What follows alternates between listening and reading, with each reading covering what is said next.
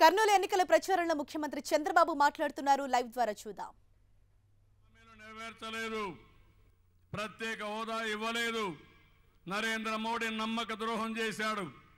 కేసీఆర్ నేను ఆ రోజు కష్టపడితే సంపద సృష్టిస్తే ఆ సంపదలో మన వాటా మనకు రాకుండా అడ్డుకునే పరిస్థితికి వచ్చారు. నీచంగా మాట్లాడారు, అవమానంగా మాట్లాడుతున్నారు. నేను అందుకనే ఆలోచించాను, ఏదైనా సరే ముందుకు పోవాలి తప్ప వెనక్కి తిరిగి చూడకూడదని మీ ఒక్కరికి కూడా ఇబ్బంది లేని పాలన నేను ఇచ్చానా లేదా? తమ్ముళ్ళు ఆడబిడ్డలు మీరే చెప్పండి. చేశామా లేదా? సంక్షేమం చేశాం, అభివృద్ధి చేశాం, గ్రామాల్లో సిమెంట్ రోడ్లు వేసాం, ఎల్ఈడి బల్బులు వేసాం, మరుగుదొడ్లు కట్టాం, కరెంటు సక్రమంగా ఇస్తున్నాం, గ్యాస్ ఇచ్చాం, ఇంటింటికి ఫైబర్ గ్రిడ్ పెట్టి సమాచార విప్లవానికి మీ ఇంటికి కూడా 15 MBPSతో కనెక్షన్ ఇప్పించాను. ఒకటి కాదు, అన్ని స్కూల్స్లో డిజిటల్ క్లాస్ రూమ్స్ పెట్టాం, వర్చువల్ క్లాస్ రూమ్స్ పెట్టాం. మంచి టీచర్లు చెప్పడానికి, ప్రపంచానికి అనుసంధానం చేయడానికి మనం ముందుకు పోయాం. విద్యలో నాణ్యత, ఆరోగ్యంలో భద్రత, ఇలాంటి కార్యక్రమాలకు మనం శ్రీకారం చుట్టాం. పక్కన సేద్యంలో ముందుకు పోయాం.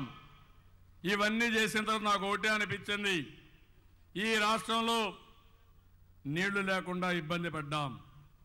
ఎన్నికల్లో మీరు ఒకటే ఆలోచించండి, ఆ రోజు బైఫర్కేషన్ సమయంలో రాయలసీమ రాళ్లసీమగా మారిపోతుందని, మనకు నీళ్లు రావని, ఉత్తరాంధ్ర మొత్తం ఆంధ్రప్రదేశ్ అంతా కూడా తుఫాన్లు వస్తాయని చాలా వరకు ప్రెడిక్ట్ చేసే పరిస్థితికి వచ్చారు. ఆ రోజు నుంచి రాత్రింబగుళ్ళు పనిచేశాను, రిజర్వాయర్ల మీద కాలువల మీద పడుకున్నాను, అధికార యంత్రాంగాన్ని సమాయత్తం చేశాను, నదుల అనుసంధానానికి శ్రీకారం చుట్టాం. మీరు ఒకసారి చూస్తే ఎంతోమంది మాట్లాడారు. తిరుపతి మీటింగ్లో ఉన్న నరేంద్ర మోడీ చెప్పాడు, ఎప్పుడో వాజ్పేయి గారు శ్రీకారం చుట్టారని మాటలు చెప్పి అవన్నీ పూర్తి చేస్తామని ఎవ్వరు చేయలే. 2 నదుల అనుసంధానం చేశాం, గోదావరి కృష్ణ 2 నదుల అనుసంధానం సంవత్సరంలో పట్టిసీమ ద్వారా చేసిన ప్రభుత్వం ఈ తెలుగుదేశం ప్రభుత్వం. దానివల్ల నీళ్లన్నీ శ్రీశైలంలో పెట్టుకున్నాం, మన వాటా రాయలసీమకి ఇస్తున్నాం, కరువు ప్రాంతాలకు ఇస్తున్నాం. ఈరోజు ఆ నీళ్ల వల్ల చాలా వరకు మనకు వెసులుబాటు వచ్చే పరిస్థితి వచ్చింది.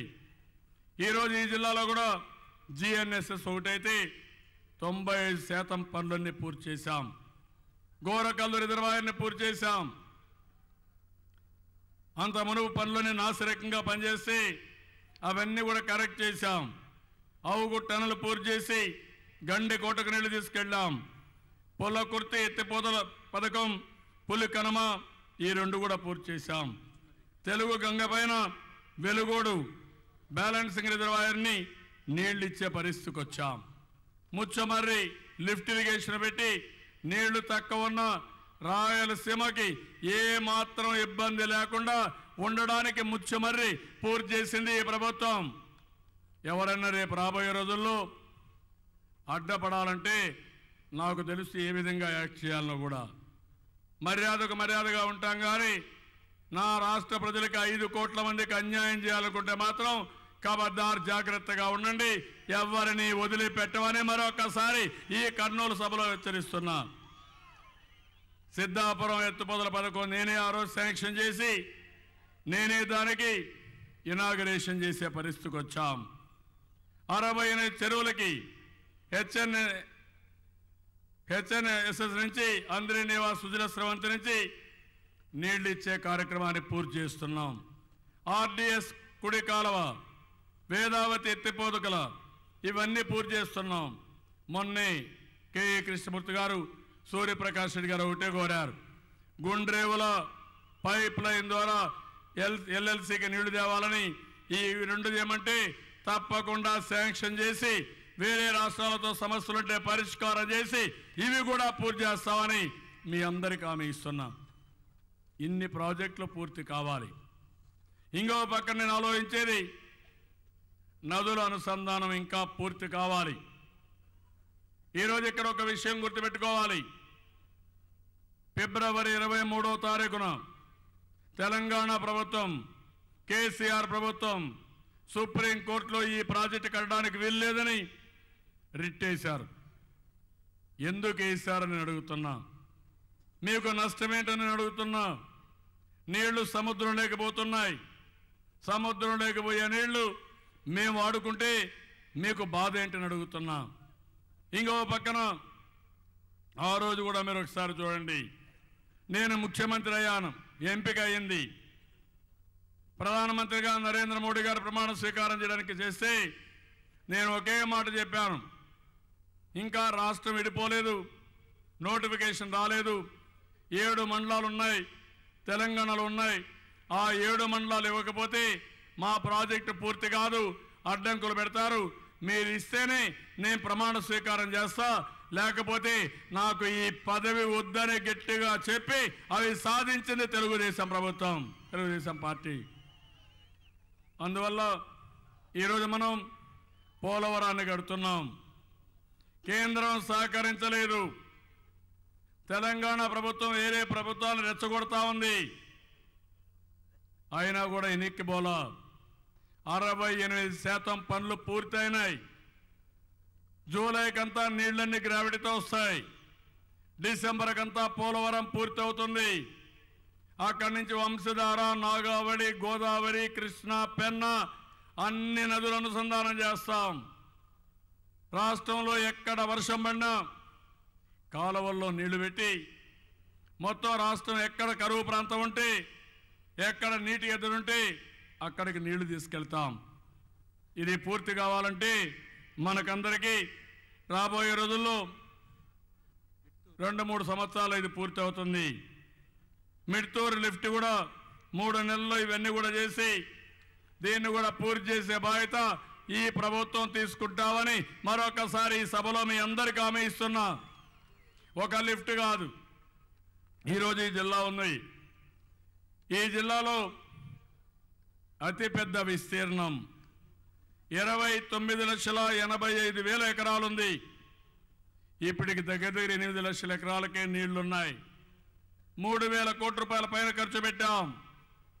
భవిష్యత్తులో నేను ఒకటే హామీ ఇస్తున్నాను, నీళ్లున్నాయి, ఇంకా సమర్థవంతంగా నీటిని ఉపయోగించుకుంటాం. 90% డబ్బులు ఇచ్చి మైక్రో ఇరిగేషన్ పెట్టించాం, సబ్సిడీ. ఒకటే మీకు అందరికీ హామీ ఇచ్చేది, ఈ జిల్లాను కానీ బాగా అభివృద్ధి చేస్తే దేశానికే ఒక ఆదర్శంగా ఇప్పటికే హార్టికల్చర్లో 4వ ప్లేస్లో ఉంది. కరువు జిల్లా ఎడారిగా మారిపోతున్నారు. ఎడారిగా మారదు. కరువు జిల్లా రతనాల సీమగా తయారు చేసే బాధ్యత నాది అని మరొకసారి మీ అందరికీ హామీ ఇస్తున్నా. ఇప్పుడు నీళ్లుండి ఇవ్వడమే కాదు, అనంతపురం జిల్లాలో ఇండస్ట్రీ కూడా రావాలి. ప్రపంచంలోనే అతిపెద్ద సోలార్ పార్క్ కర్నూలు సొంతం. 6,000 కోట్లు పెట్టారు. ఇంకో పక్క 5,000 మందికి ఉద్యోగాలు వస్తున్నాయి. ఇంకా కొన్ని పని ప్రారంభించబోతున్నారు. ఇంకో 2,000 మెగావాట్లు. ఇంకో పక్కన ఎయిర్పోర్ట్ ఇప్పుడే చూశారు. కర్నూలుకు రావాలంటే ఎక్కడెక్కడో తిరిగి వచ్చేవాళ్ళం. హైదరాబాద్కు పోవాలి, కడపలో దిగాలి, మళ్ళీ రావాలి. ఇప్పుడు నేరుగా అమరావతి నుంచి కర్నూలుకి ఓర్వకల్లో విమానాశ్రయం కట్టి విమానాశ్రయంలో ఇక్కడ దిగే పరిస్థితి వచ్చిందంటే అది ప్రభుత్వం యొక్క సమర్థత. దీనివల్ల భవిష్యత్తులో ఇక్కడి నుంచి మొత్తం అన్ని ప్రాంతాలకు విమానాలు వస్తాయి, పారిశ్రామికవేత్తలు వస్తారు. ఇప్పటికే మెగా సీడ్ పార్క్ ఉంది నందికొట్కూరులో. అయో పార్ట్నర్ కింద దగ్గర మీరు చూస్తే ఒక పెద్ద ఎత్తున సీడ్ పార్క్ పెట్టాం. అక్కడనే ఒక ఫుడ్ పార్క్ కూడా ఏర్పాటు చేశాం. జైన్ ఇరిగేషన్ చేశారు.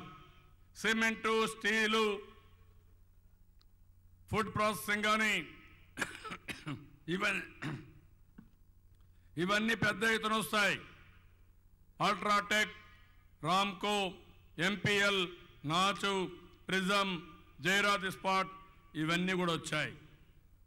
జిల్లాలో సహజ వనరులు ఉన్నాయి. ఏదైతే సున్నప్రాయం ఎక్కువ ఉంది, సిమెంట్ ఇండస్ట్రీకి మనం ముందుకు పోయే పరిస్థితి వస్తుంది. ఇవన్నీ కానీ ఉపయోగించుకుంటే నాకు ఏమాత్రం అనుమానం లేదు, రేపు కర్నూలు కేంద్రంగా ఈ జిల్లా బ్రహ్మాండంగా అభివృద్ధి చేసే బాధ్యత నాది అని మరొకసారి మీ అందరికీ హామీ ఇస్తున్నా.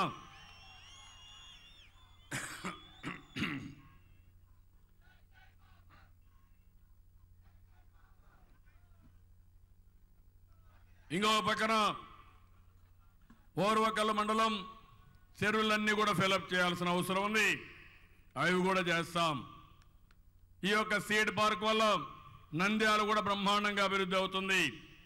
కర్నూలులో ఇప్పటికే టాటా ట్రస్ట్ ద్వారా రాష్ట్ర క్యాన్సర్ నిర్మూలన కేంద్రం పెట్టాం, ఉర్దూ యూనివర్సిటీ ఇచ్చాం. ఇలాంటి కార్యక్రమాలన్నీ పెద్ద ఎత్తున ఈ యొక్క నియోజకవర్గానికి ఇచ్చి కర్నూలు టౌన్కి ఇచ్చిన ఘనత తెలుగుదేశం పార్టీదని చెప్పి కూడా నేను మీకు తెలియజేస్తున్నా. నేను ఈ సందర్భంగా మిమ్మల్ని అందరినీ కోరేది ఒకటి, అన్ని పనులు మనం చేశాం, ఇంకా చేస్తున్నాం, చేస్తాం కూడా. అదే సమయంలో ఈరోజు మీ దగ్గర నుంచి నేను కోరేది, అందరికీ న్యాయం చేస్తున్నాం. ఒక పక్క మీరు చూడండి, సంక్షేమ కార్యక్రమాలు సకల జనులకు ఇచ్చాం, ప్రతి ఒక్క ఇంటికి ఇచ్చాం, 4-5 ప్రోగ్రాములు ఇచ్చాం. అన్ని ఊర్లలో మౌలిక సదుపాయాలు పూర్తి చేస్తున్నాం. ఒక ఆదర్శ గ్రామాలకు శ్రీకారం చుట్టాం. ట్రంక్ ఇన్ఫ్రాస్ట్రక్చర్, కరెంటు కానీ, నీళ్లు కానీ, రోడ్లు కానీ, రైల్వే లైన్స్ కానీ ఇవన్నీ కూడా ముందుకు పోయాం. ఇంకో పక్క ప్రకృతి సేద్యానికి ముందుకు పోయాం. నా ఆలోచన అభివృద్ధిలో మన రాష్ట్రం నెంబర్ 1గా ఉండాలని. కేంద్రం కానీ విభజన హామీలు ఇచ్చుంటే, అమలు చేసుంటే, ప్రత్యేక హోదా ఇచ్చుంటే ఎంత వెసులుబాటు వచ్చేదో ఒక్కసారి మీరు ఆలోచించండి. తెలంగాణ ప్రభుత్వం మనకు రావాల్సిన వాటా 1,00,000 కోట్ల రూపాయలు రావాలి. ఆ డబ్బులు వచ్చుంటే ఇంకా ఎంత బాగా అభివృద్ధి చేశాం ఒక్కసారి మీరు ఆలోచించండి. ఈ విషయమే ప్రజలకు చెప్పాలి. ఈరోజు మనం కష్టపడ్డాం, సమర్థవంతంగా ముందుకు పోయాం. నేను ఒక మాట ఇచ్చాను, రాయలసీమ రాళ్లసీమ కాదు, హార్టికల్చర్ హబ్గా చేస్తారని చెప్పి ఈ 4 సంవత్సరాలని ఆ దిశగా ముందుకు పోయాం. ఈరోజు వ్యవసాయం, అదే మరి హార్టికల్చర్లో రాయలసీమ నెంబర్ 1.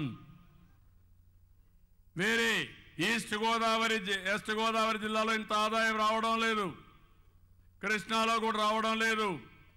నెంబర్ 1 అనంతపురం ఉంది, 2 చిత్తూరు, 3 కర్నూలు. ఈ మారిగా ఈ జిల్లాలోనే ఎక్కువ ఆదాయం వచ్చే పరిస్థితికి వచ్చింది. ఓసారి బాధేస్తుంది. ఆ రోజు మీరు ఒక్కసారి ఆలోచిస్తే, తెలంగాణ ప్రభుత్వం సహకరించకపోతే 10 ఏళ్లు రాజధానికి ఉమ్మడి రాజధానిగా చెప్పినా నేను ఒకటే ఆలోచించాను, 1 గంట ఇక్కడున్నా మనకు నష్టం తప్ప లాభం లేదని నేరుగా అమరావతికి వచ్చి విజయవాడలో ఒక బస్సులో బస చేసి అదే ఆఫీసు పెట్టుకొని అభివృద్ధి పైన పోరాడా. మన మీద ఒక నమ్మకం ఉంది.